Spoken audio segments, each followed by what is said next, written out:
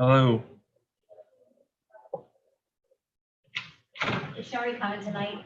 I think so. Let me withdraw my volume.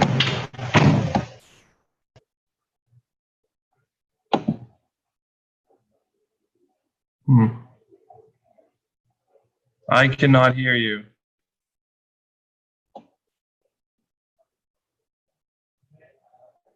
I'm gonna log out, log back in because I can't hear you.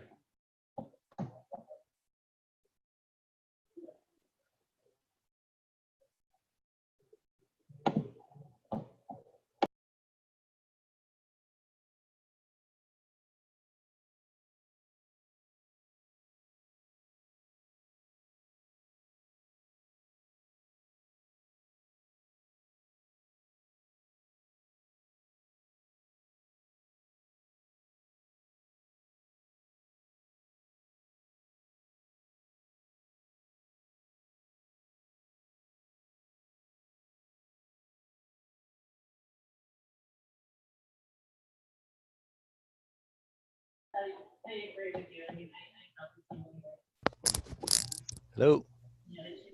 Hello. Hey. Tony, how you doing, man? What's up? Hanging in there. Yeah. It looks like Tom's isn't working at the moment. Yeah, I can hear you. You can hear me. I can't hear Tom.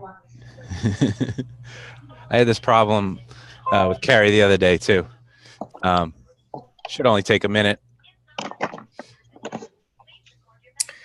Oh man, There we go. Oh, we got you. I forgot to click the button join audio.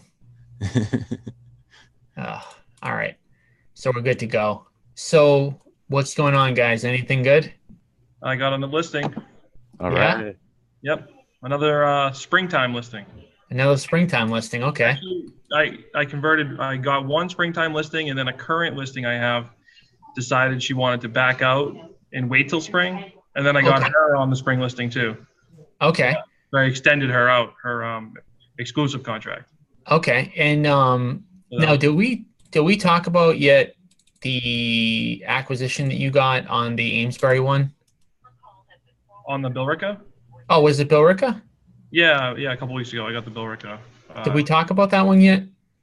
No, we didn't. All right. Can we start out by talking about that one? Yeah. So I like to start out with the acquisition ones first, only because I don't know, they're a little bit more rare. They're less frequent. So let's talk about that one. When did that one happen? That one happened about 2.5 weeks ago.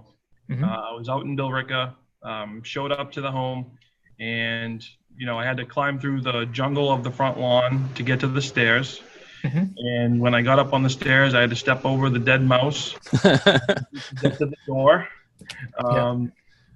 And then when I got there, she was actually around back, so I had to go all the way back out and around through the jungle, went in the house, met her, and she was in there, and she said, "Don't open the fridge," because because I guess she hadn't been in the house in like 6 months. Oh. And she was just periodically there, just checking in and out. She lives like literally like maybe 3-4 streets away at her mother's house, and it didn't make sense to like why she wasn't there. And because you can always just come back and check and just maintain it or do whatever.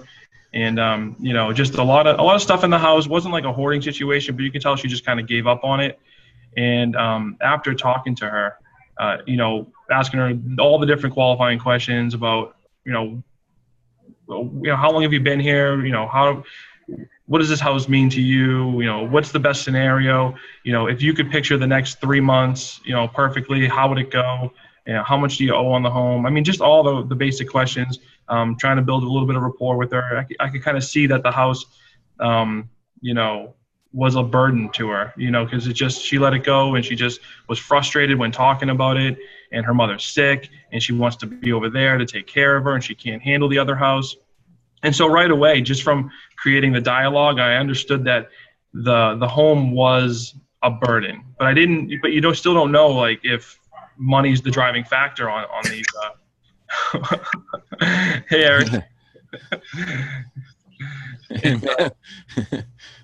After talking to her, our offer was 180, and I explained the benefits of selling to an investor.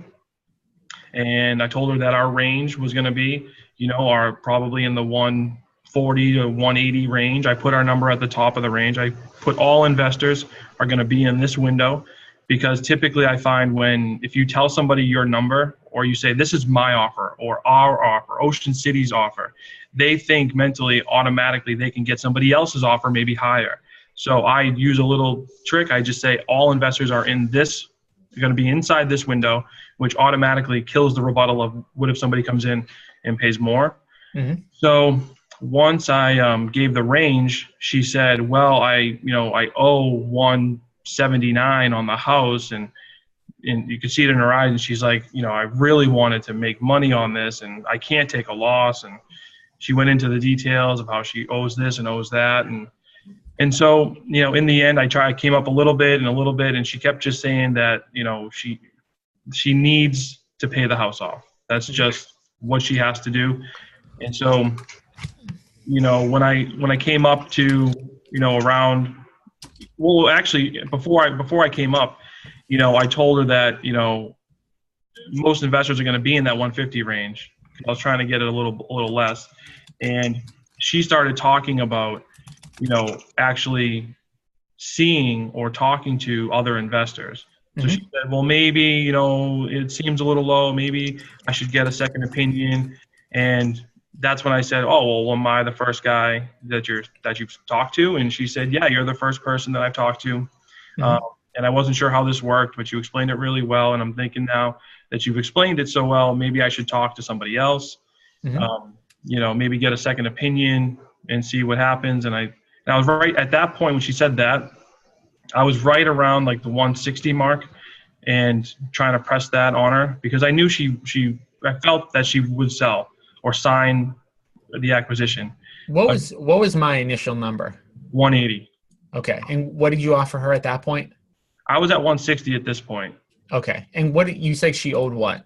179. Okay. Got it. So now once I was at 160 and she was talking to other people. Yeah. Getting other investors out there to come up and give her enough to make some money on the deal. Yep. And so I said, well, the highest an investor is going to go on this property is probably right around the 75 to 180 mark. I said, that's at the top of the line for, the house in this condition. And, I said, if I was to come up to 179 and pay the house off for you, would you sign today?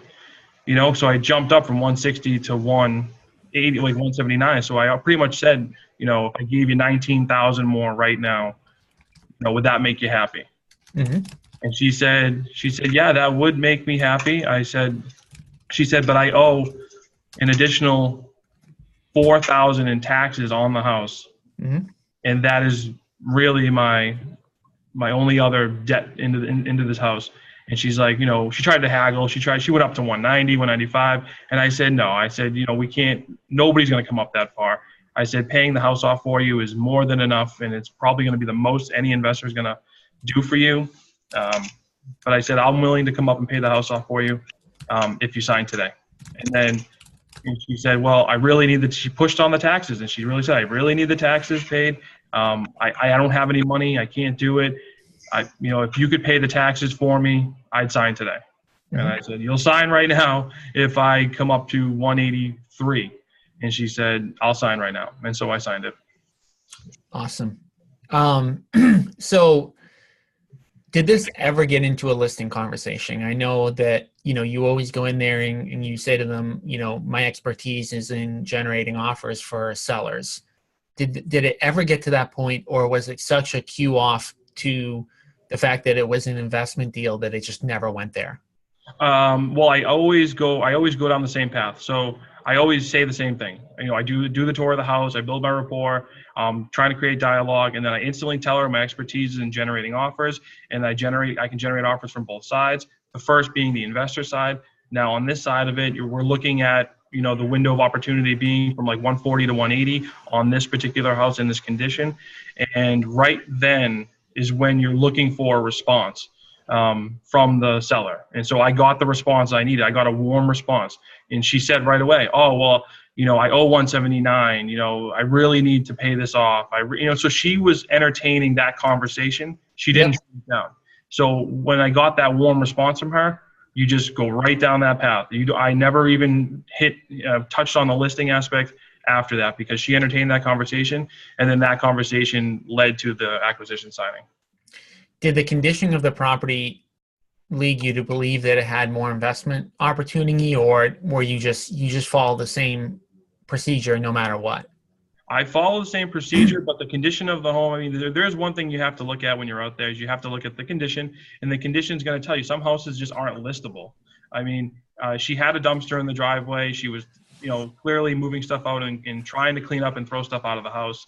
I mean, would it be listable? I mean, sure. I mean, she didn't care about showing it. She didn't care about the way it looked. She didn't mind those things. Typical people would mind.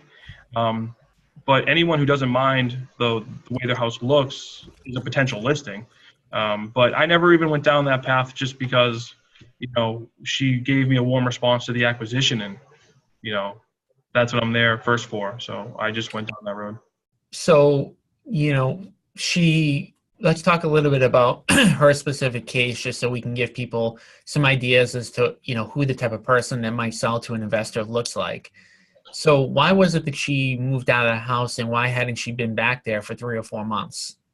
Her mother has been sick literally, I think she told me her mother's house was about 2 minutes away, and she's been living there, taking care of her. I guess she needs care, not around the clock, but most of the time to do basic things. And so she was dealing with some family issues. Her mother's sick. She's there.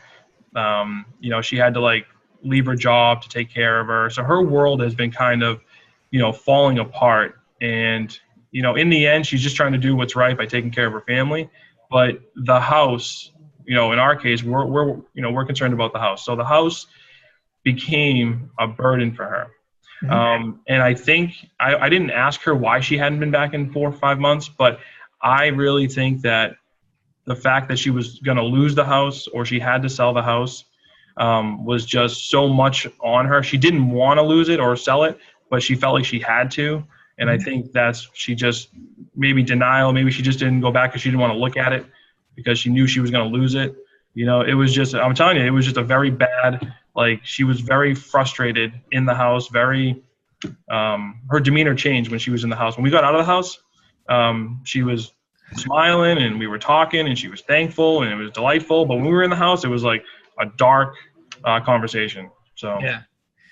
So now, obviously, getting another investor in there is probably the worst thing that can ever happen for us, because you get an investor that comes in. The reality of a lot of these deals comes down to thousands of dollars, meaning $1,000, $2,000, $3,000. It's never usually that my offer was 183 and then somebody comes in and offers 210, because most investors are kind of running on the same types of formulas.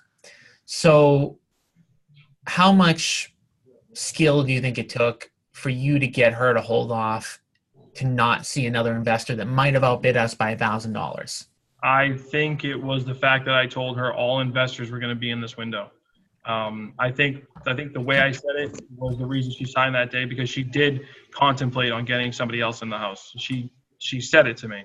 She was like, well, maybe I should get somebody else. Maybe I can get a second opinion. You're the first person I've talked to, so that she said all the current objections that you would have.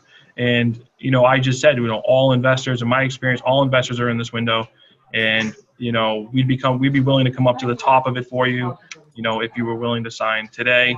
But putting all investors inside that box, I think mentally for her, didn't give her an objection of, well, let me get somebody else out here. I just told you, if you get somebody else out here, they're going to be in the same window. Which is true. Yeah, it's true. I mean, it's only a matter of would they have come up $1,000 or $2,000? The biggest problem really for getting the second person in there isn't necessarily the money. It's more that you get somebody good that comes in there that's a good salesperson, and then they close them at the same price or $1,000 more, or once in a great while, we'll even have somebody who gets the property for less. They'll come in after us and get it for $1,000 less, just because they were the second person out there.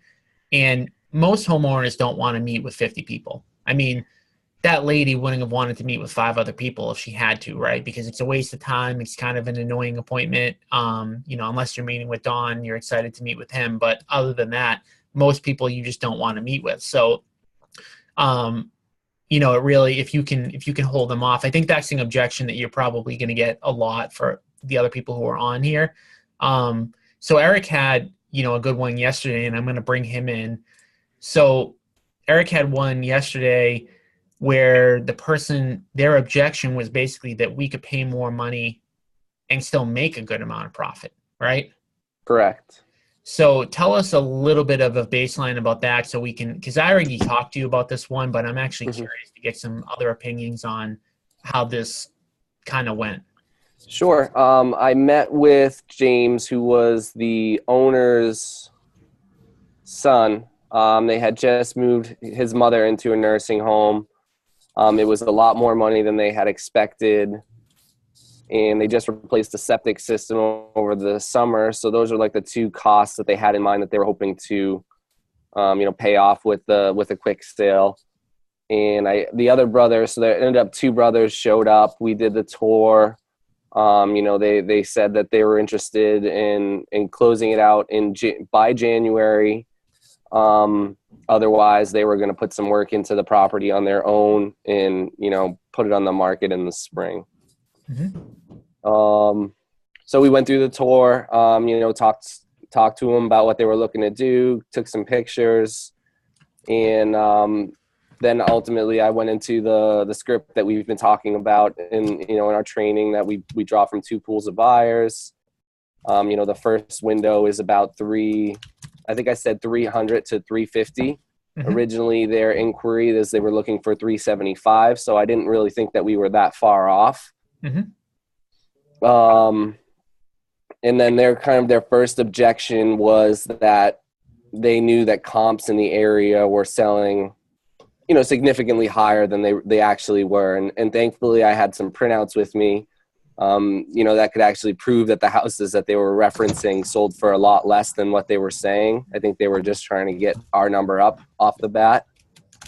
So at that point, they were, they kind of stepped back a minute, and we started getting into the details of, what work was going to be done. And like I said that, I don't think we're going to be able to come up to 375. But, I can definitely take some pictures, send them back to the investor, see if they're willing to come up at all. And that was kind of when they opened up into, at 375, there's still a fair amount of time. There's still a fair amount of room for you guys to make profit there. So at 300 to 350, I don't think they said that we were being greedy, but that was pretty much the impression that I got from them. If they danced around it, but they were like, that's way too much at that point. I don't understand why they wouldn't just take like I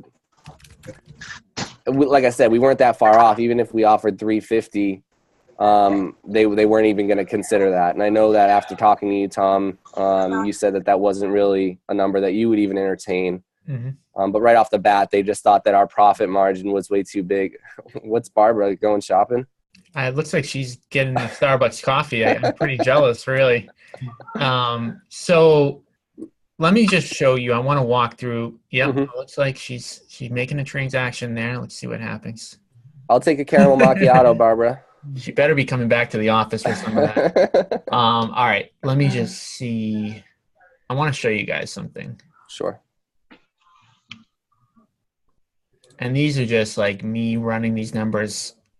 Really, like, can you guys see my screen now? Right. Yes. You can? Okay, cool. So what was the after repair value of that one?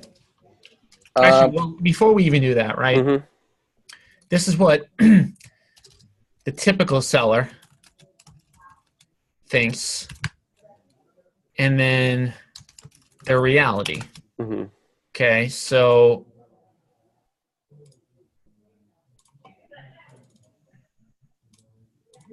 all right, so the typical seller is going to think the after repair value is higher than what it is. They're going to think that there are no holding costs. They're not going to consider real estate commissions. And they are not going to think about closing costs. So we're going to have to pay closing costs on both ends of the transaction, right? Because we're going to have to pay closing costs when we buy the property. We're going to have to pay closing costs when we sell the property. The after repair value, I can almost guarantee that if we come up with an after repair value of $500,000, they're going to be thinking that the after repair value is $530 for the holding costs. Okay, so while we are holding the property, we're going to have mortgage to pay at 12%. So whatever they're currently paying, if they have a monthly mortgage of say $2,500, it's going to be like $7,500 for us. We're going to have to pay for utilities. We're going to have to pay for taxes. We're going to have to pay for insurance, all throughout the time of holding the property, which is something that they are not going to, almost never going to factor in. They're not going to think about the fact that we have to pay a real estate commission when we go to resell it, right? And they're not going to think about the closing costs at the time that we purchase it or the time that we sell it. So what the typical homeowner thinks, this is just in their head. And by the way, a lot of real estate agents that you're going to be competing against, they're going to be going out and meeting with these sellers, are going to think the same thing. So they're going to think, the homeowner is going to think after repair value. Oh, I missed an important one. Repairs, right? Mm-hmm. Homeowners are going to underestimate. All right, so let's say the after repair value is $550,000. This is how the typical homeowner thinks. After repair value is $550,000. Repairs are $50,000. So that gets us, they think at that point that the break even is $500,000. So if you pay $450,000 for my house, you are making $50K. That's what they think. And they also think that making $50K is a ton of money, which it is a lot of money, but you can't make it on these costs. So the way that we do the formula, the 70% of ARV minus repairs, gets us to as little of a profit as we can do and still be safe. So just always keep in mind that all of these costs that we're talking about are stuff that the homeowner is not going to consider. So let's talk about this particular deal. What did we put in for the after repair value on this deal? So I actually didn't have the CMA because it was just kind of like a quick turnaround, but I thought that we had come to an agreement that it was around 550 best case scenario. So 500, 550. All right. So let's even call it 550, right? Mm-hmm. And repairs. I took a look at that house. I'm going to budget $65,000, and this is just me kind of looking at it. Commissions on a 550 sale are going to be, and these are just real rough, by the way. 25,000. Holding costs might be 30K. Closing costs might be 10K. All right. Are we missing anything else? I don't think so. All right. So let's just do the math. And then really the purchase price, yeah. But yeah. So I'm just trying to give you an idea of what this looks like. 550 minus 65, 1, 2, 3, minus 25, minus 30, minus 10. Okay. So 420 gets us to a break even, right? And what was my offer? 370? No, my offer 325. was 325, right? And so maybe I would have went to 350 or something like that. Mm-hmm. So right there, we're just looking at, and by the way, I don't think that ARV was 550. What was the address of that what was that was Lincoln Street, 498. All right. Let me just double check this because I want to make sure these numbers. I think it was probably closer to the 500 mark. Yeah. Mm-hmm. Yeah, and we had his estimate here of 435. So Right.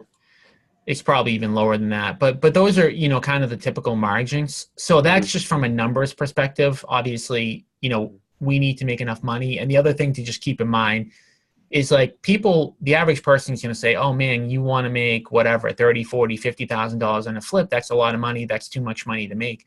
But they're not factoring in the risk.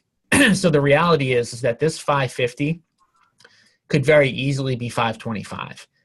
And when it's 525, right, and it's worth 25,000 less than we calculated, and our margins were only $20,000, we're going to lose $5,000 on that deal. So the margins can't be so tight that we're basically gambling on making money. So we've got to employ contractors. This is going to take us 6 months. We're going to tie up capital. We're going to take market risk, right? So we're in an environment right now where the market's more likely to go down than to go up. So 6 months from now when this project is completed, like I'm going to be banking on the fact that it might be a little bit lower than this. So when you take all these things into consideration, like no investor, like Anthony said, is going to pay more. So that's just from like a numbers perspective. And I'm going to see if I can get rid of the share screen. And then I'm going to bring Anthony. Are you still there? Yeah. So I'm going to guess you probably wouldn't have went into those numbers, right? Those numbers there, no, I mean, I go into some numbers, repair costs, holding costs, but what is it there? The real estate commissions. I'll touch on those. I don't have it down pat so that like the way you have it structured right there, I was just thinking to myself, I need that in a printout. Yeah. I need that in a printout so that I can get that down. That is breaking numbers down like that for somebody on an acquisition, especially the one Eric just went on, may have closed the deal. So hold on before, let me just see if I have this. Yeah. So like this is called a net sheet and this is in Dropbox. If you guys go in here, so you can actually run all these numbers. Like the numbers I just ran literally were just me like thinking off the top of my head. I can almost guarantee they're not accurate, like to the 100%. But basically, like you can actually run through this next sheet with a person, and that's in Dropbox. The other thing is, I want to see. I have another really, really good handout that I think will help you guys. If I can't find it in like 10 seconds, I'm gonna give up and give it to you guys later. But I want to see if I have it.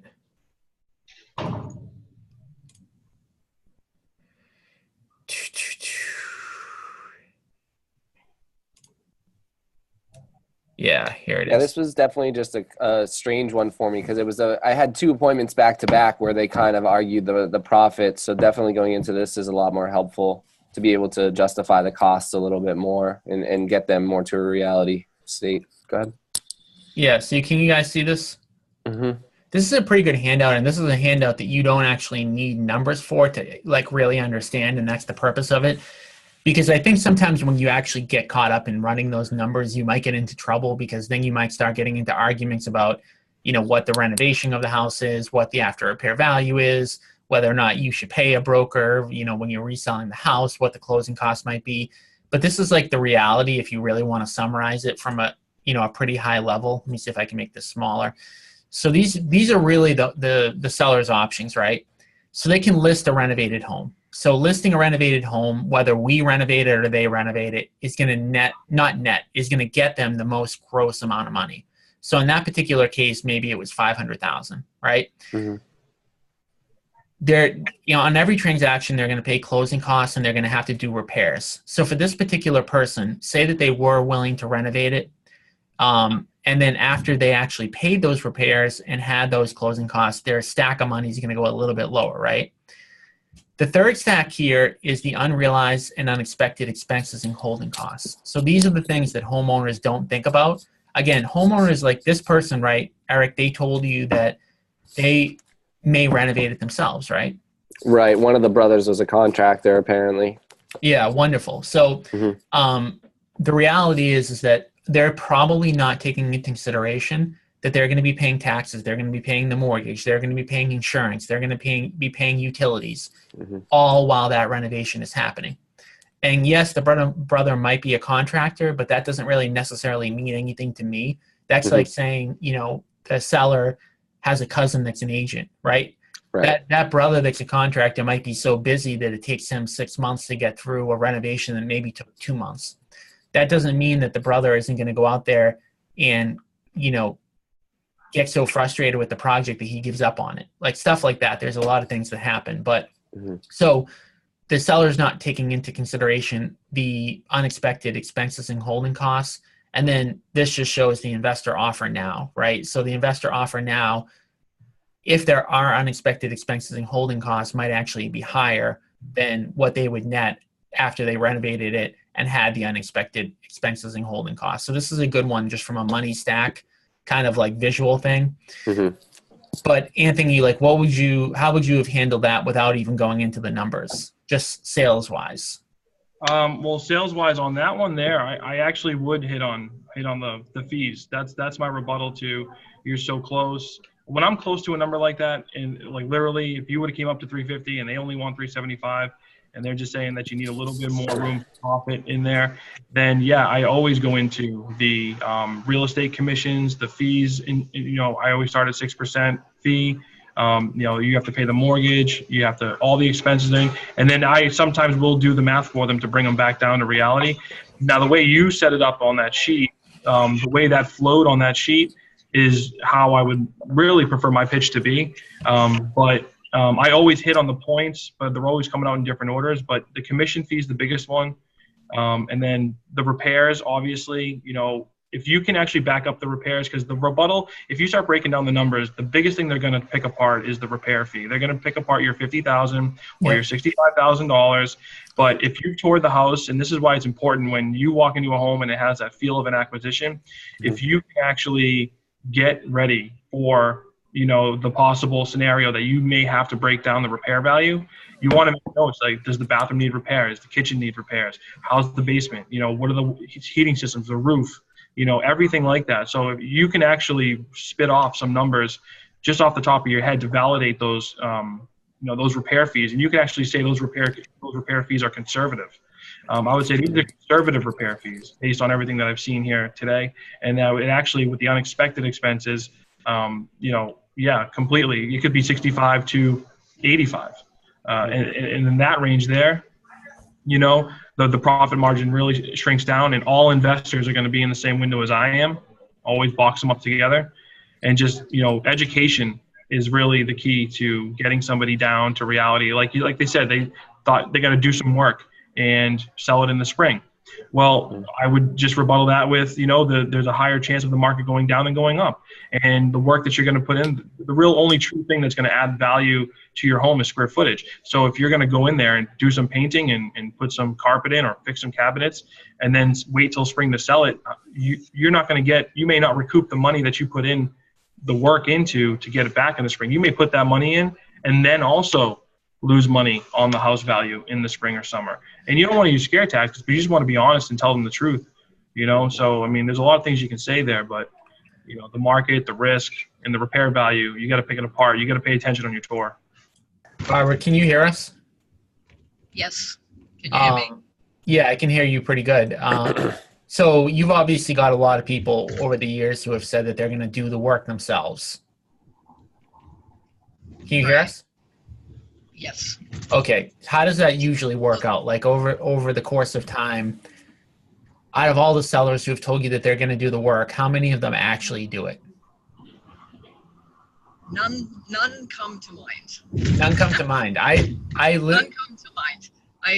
They always say that. The truth is, when people are telling me that, I generally, the people that do say that, the house is in such a state that they can't do it for the most part. I guess I've had a couple where, maybe they're my age or they're your age and they are going to do some work and they have money to do some work. But for the most part, the house is in a state of disrepair that they can't handle. And so it's about what they can handle. I think all this stuff that you guys have been talking about and all the rebuttals, it's all great, the set of numbers. And I touch on some of those things, but I touch on it and I think situation like that, I'm more interested, like you say, can they really do it? It's not about defending the company's right to give a certain price. It's about turning it back to the homeowner. What do they want? What's their expense? Not what's our expense. Yep. What does their money look like? You know, it's, I never like to be in that position where I'm defending Yeah. cost. And that's why, like, when I was If I have to, but you need to get on the other side of that and get the conversation to be about the homeowner. Yeah, and that's why, like, when I was going through those numbers, like, I wanted to give them to you guys just so that you knew them, but I don't really want you to run through those numbers with a seller, because I think that could actually do more harm than good. But just so that you kind of know them and that you understand, I think a lot of times sellers don't consider these things because they've never done it before. Like, they don't consider the fact that they're going to have the holding costs. They don't consider the fact that there could be issues while they're renovating the property. They don't consider the fact that their repair numbers might be higher than they end up being. But I think Barbara's dead on when she says, like, it's all about the seller.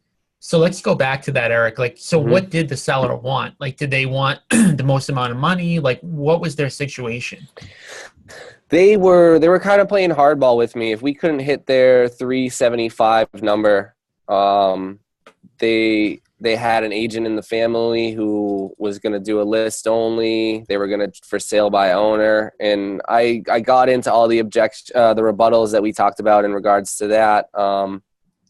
But ultimately, if we weren't going to pay 375 yesterday, they weren't interested in listing. They, wanted to be out. But ultimately they wanted the 375 by January, or they were just going to hold it and do the work, I think. Okay.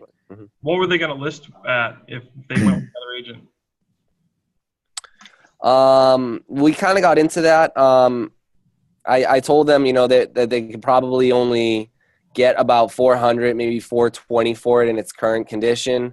And when I transitioned to the listing side, I said, look, if you pay us a 5% commission on that, you're basically hitting your number. Why don't you give us the opportunity to list it now? And see if we can get you an offer by January. And I don't know if they had a bad taste in their mouth with realtors, but they just weren't really interested in it. They were like, yeah, we don't want to pay a commission. And I said, even with, you still netting what you're looking to get right now from a cash offer, you wouldn't be interested. And they said, no, we'll have somebody, that'll put it in list only. And, we'll end up clearing more if we go that route. Do they have a mortgage on it? I don't believe so. It was sold to a trust for $100 a couple years back. So I'm assuming that they probably paid the original, or the mother sold it into a trust to the kids. So I did not ask that question though. So the plan is that if we can't buy it for 375, they weren't going to list as is, but they were definitely going to do the work. They were talking about, not doing like a renovation to your level, but they were gonna, do the floors, coat of paint, and just kind of list it as is. Okay. With small repairs. Okay. Anthony, anything else you would have done on that one? In this scenario, it sounds like you really would have needed to have a perfect pitch for this particular person. Like, I'm kind of thinking the same thing. It had to be flawless. The Right. value needed to be built on the side of the marketing and how you could possibly get the buyer to pay your fee and their fee, build it in based on the listing. I mean, everything really had to be perfect for this particular person. I mean, I wouldn't consider it dead. Now that you've had some of our feedback and advice, it's definitely worth a follow-up call to try to maybe see if you can, just maybe you said it already, but just maybe say it a different way. Sometimes it's not what you say, it's how you say it. It's definitely a call back to see if you can, maybe snag the listing on this one. And they can always fall back on our offer if we weren't able to produce it. And if they're willing to do FSBO, you could always say, listen, you can go out and try to do your own thing. Let me try to find the buyer as well, build your value, build it in the marketing. And maybe you can get a listing like that. Yeah, ultimately, at the end of the day, the degree of difficulty of this one was pretty high. Yeah. And it's like Anthony said, your pitch would have had to been perfect. And then even at that, it may not have been a possibility. But like, I think on some of these where the degree of difficulty is really high, if your pitch is perfect, you're going to land some of these. Mhm. And I think like it wasn't perfect. So I think like you put yourself in a position where it wasn't going to happen on that appointment. The follow-up may be able to get you back in the door, but I would just keep practicing on ones like these that are difficult to make sure that, you know, you're getting your pitch perfect so that when the next one rolls around and it's actually a little bit easier, you know, be better. So I'm going to bring in Don. Don, how did your last week to 2 weeks go? I've had a pretty awesome past couple weeks. I have 4 listings. Awesome. In the last, where are they? just They're in the not last on the 10 MLS. days. I tried to put one in Dorchester in where I had a buyer, and I learned something from that. So I had an offer that was signed 2 days before the listing agreement was signed by the seller, and MLS flagged it because I immediately put it under agreement when I put it in MLS. So I learned something off that. Talking to Tricia, basically, if you put something in MLS, don't put it under agreement until at least 24 hours after you put it on MLS, because you get flagged if you put it on within the first 24 hours. Yeah. I mean, there's just a lot of compliance things that we just have to make sure. I mean, you don't have to deal with this as much on the investment side, but on the brokerage side, there's so many things, and it just has to be done so that, you know, we're not, you know, pissing anybody off or doing anything that's unethical or illegal, or sometimes it's not even unethical or illegal. It's just you're not following the rules that they need to be followed. So yeah, I mean, you're going to learn stuff along the way when it comes to the compliance stuff, but that's why we have Trish to make sure that we're all kind of, you know, staying in line. Mm-hmm. So yeah, it's basically, I guess it's not actually going to be really a listing. It's just going to be a deal, because I found the buyer and seller. So, you know, it doesn't really need to be on MLS, right? Does it need to be on MLS? No, it doesn't need to be if the seller is in agreement that it doesn't need to be. And if you can find the buyer and match them with the seller, no, it doesn't need to be on MLS. You just need the non-MLS agreement. And what did that deal look like? What were the numbers on that? So it was a 2-family in Dorchester, right? Yeah, it's a 2-family. We made an offer of $350, which he initially shook my hand on and said, "Oh, that's a good offer. I'll take that." But it's him and his 3 brothers, and he talked to his brothers, and the other brother said, "I want $450." So that I learned there the handshake doesn't really mean very much. No, tough to get a deal done. Do you think you could have? Well, it wouldn't have mattered anyways, right? You would have needed multiple signatures. Yeah, it was a situation where he had to speak with his brothers before making any kind of move. Yeah. So he wasn't going to make a move that first day. And then there was a thing where I was actually trying to find a buyer, because he didn't want to list, and I was going to try and just get a 2% deal. Yeah. With it for a $450 sale, and I kept trying to find that, and it didn't work. And then I found someone to offer $460, and I tried to get a 4% deal, and the seller got upset with me for trying to get 4%. It actually almost blew up the deal, and there was a time there where I was just like, "All right, I'll do 3%," and they said, "Okay." So that put the deal back on. So it's a 3% commission. I brought the buyer and seller, you know, and that one's going to be kind of off market deal. And then, so I have, there's 3 other ones. And that buyer came from one of our leads? Yes. That's awesome. Yes. You guys have been hooking me up with excellent appointments, you know. Nice. I really appreciate it. Thank you, Tom. I'm the man. You are. You really are, man. Thank you so much. So yeah, so there's that one. I'm putting an offer in on a place in Merrimack, because I met some sellers in Salem. So I first met with the husband, and then I wasn't really sure it was going to be anything, you know. And then they followed up and said they wanted me to meet with the wife. Yep. Went over there. I met with the wife, and then they started talking with me about, you know, what they're looking to do. They're in Salem. They want to get at least $550 for their property there, and it may be a bit of a stretch, the 550. I don't know, but they're very interested in selling. Like, we've been looking at properties, and they want to put in an offer on a place in Merrimack, a listing price offer. I'm still yet to list the place, though. So this is going to be kind of a first time where I'm working with someone who's buying and selling at the same time. So I write in the offer basically that this sale is going to be contingent upon the sale of this other property, right? I guess this is all very kind of new to me, you know? Yeah, those ones can be tough to piece together sometimes. I mean, you just have to have, good patient people on both ends, because there's always a delay on one side of the transaction. So you just have to make sure that you're kind of managing the expectations all around. So those are the ones that you succeeded on. What about the ones that you had some trouble on? Were there any that you went to that you think, had you done maybe something a little bit differently, or you weren't sure kind of how to handle? With the last two listings that I got, they were actually, I was competing with other real estate agents. Yep. There's one in Swampscott that I wanted to list at 400, and I tried. Basically, I got a verbal acceptance that we're gonna list. I planned a date where I was gonna come by and do paperwork and photos, because she was like out the door the second I met her. Like, her kids were in the car. I basically had to walk through this place within 10 minutes. It was like a real quick kind of thing. So it wasn't even an opportunity for me to get them to sign paperwork right there.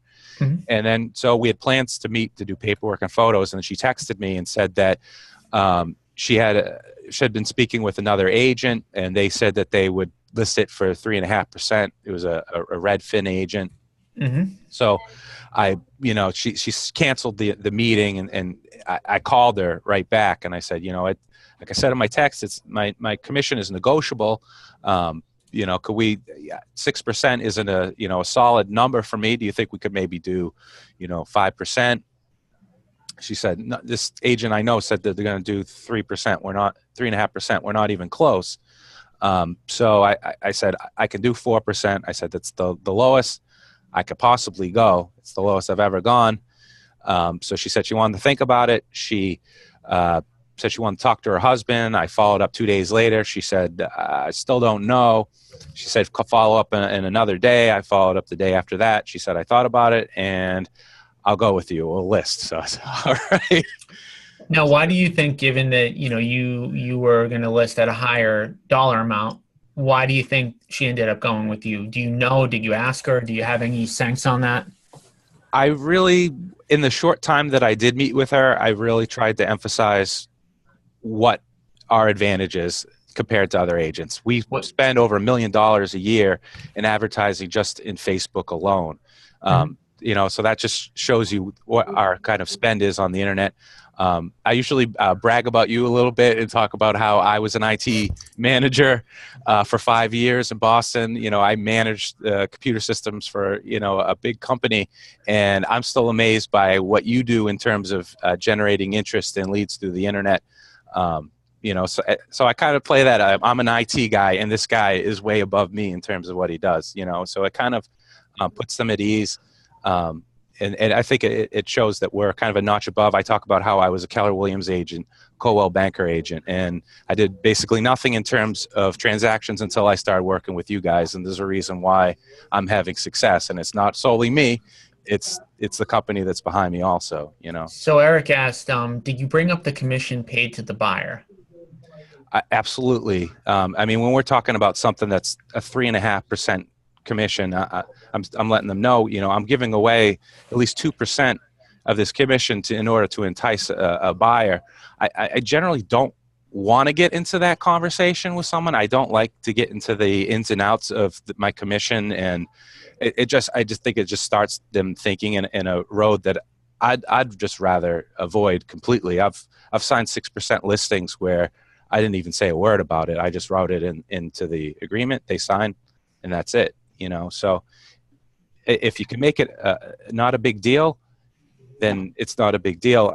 The last deal that I just had, there was a guy who said he had an agent that he was working with who said he did it. The guy said he'd do 3% was the other agent was what he did. He said, I'm not going to work with you unless you do 3.5%. And I knew he was telling the truth. So, all right, I'll do 3.5%. You know, like I told this other person the lowest I go is 4, but then there was this other guy and he was so firm. All right, I'll do 3.5%. I mean, I want deals, right? So listings and if you just got to weigh the person, really size them up, you know, and that's where the first 15, 20 minutes of walking through the house and just kind of like exploring them in a way that it's not business-like. It's like you just kind of like trying to have like an easy conversation with them. At the same time, you're sussing out these little things. Like if they've been fixing up the place, generally it's not going to be an acquisition because they're looking for top money, and you can just see it by the interest that they put in fixing up their property, you know?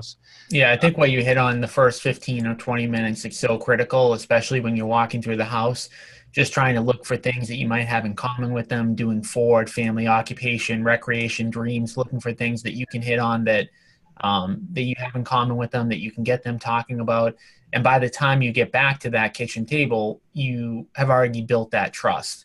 Absolutely. Are you getting to the kitchen table on pretty much all of your appointments, or are you struggling on some of them? I do usually, you know, put my bag down because I bring the bag in, and I do usually put it at the table. But you know, I'm not 100% like the conversation has to take place at the table. The last one I did, we were standing in the parking lot in the back there, and I'd only been talking to the guy for 15 minutes, but he was telling me how the agent he was working with was an asshole. And, you know, I let him know, well, I'm not an asshole and I want to work with you. So, you know, let's do this. And that worked? Yeah. That's awesome. That's funny. Yeah. I mean, you know, the other thing, like I think when there's a lot of things when you're talking about competing with other agents. I mean, you just mentioned, you know, somebody that they didn't like, but there's so many different things about other agents, and even specifically about certain agencies. Like Redfing's a good example of, you know, the type of people that they hire tend to be like really, really rookies. If you guys, and this isn't something that you need to fully understand, but like just how they get paid and stuff like that. Like it's typically a company where, you know, people go, they don't have a lot of experience. So just because you're going up against a Redfin agent or another agent that's offering a lower commission, there can be a lot of other reasons that they might end up going with you. I think the biggest, you know, thing when you're talking about commissions is like, it's not about what somebody's commission is, it's how they're going to net the most amount of money. So if we can get them more buyers in the door and we can get them a higher price, then, you know, the net is really what matters, not necessarily the 3.5% to 4% or whatever, you know, a minor, you know, differences. But it's not just all about that too. It can be about the relationship.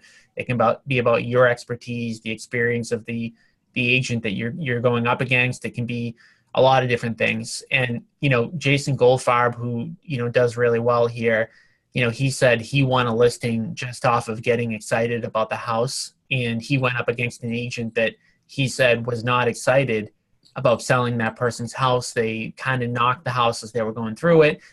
He got excited about it, and the seller actually said to him, like, how can that person sell my house if they're not excited about, you know, the house itself? So he ended up, you know, getting a deal from somebody who really is the top agent in that particular city because of that. But we've got 11 o'clock. Does anyone have any like last minute words that they want to hit on before we hop off? No. Eric, you want to tell me how great I am? No, I don't want to give your elbow any more tendonitis from, you know, reaching. Yeah. Yeah, you're great, Tom. I appreciate it. I mean, thank you for calling yesterday, and we can see you at 11. Yeah, we can round robin, just, you know, talking about me if you want for like the last 5 minutes. We can wrap up and just go through everybody just to. Can Barbara chime in? It looks like she's like a ghost over there. Did she freeze up? She's been in the same position for 20 minutes. She got a lot done on this call. She got a coffee. She looked like what else did she do? She looked like she like went on some sort of, I don't even know where she's at right now. She's not in our office. She might be at the Salem office. I don't know. But all right. So again, we've got like 25 people on right now, 20 people, and nobody else came on.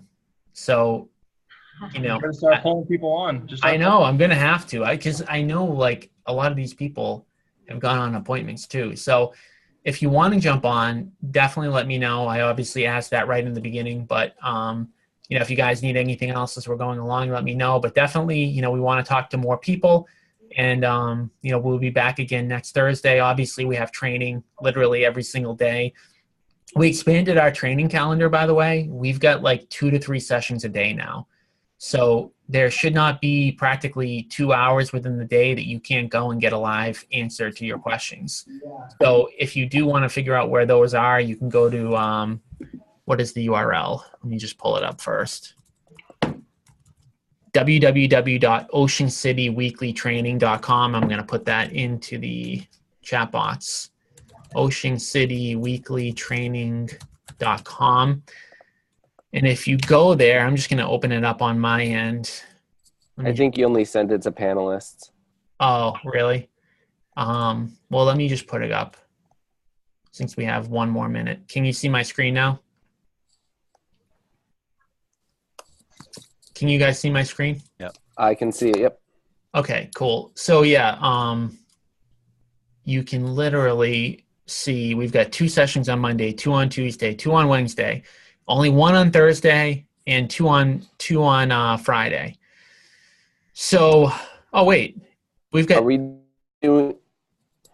What, Eric?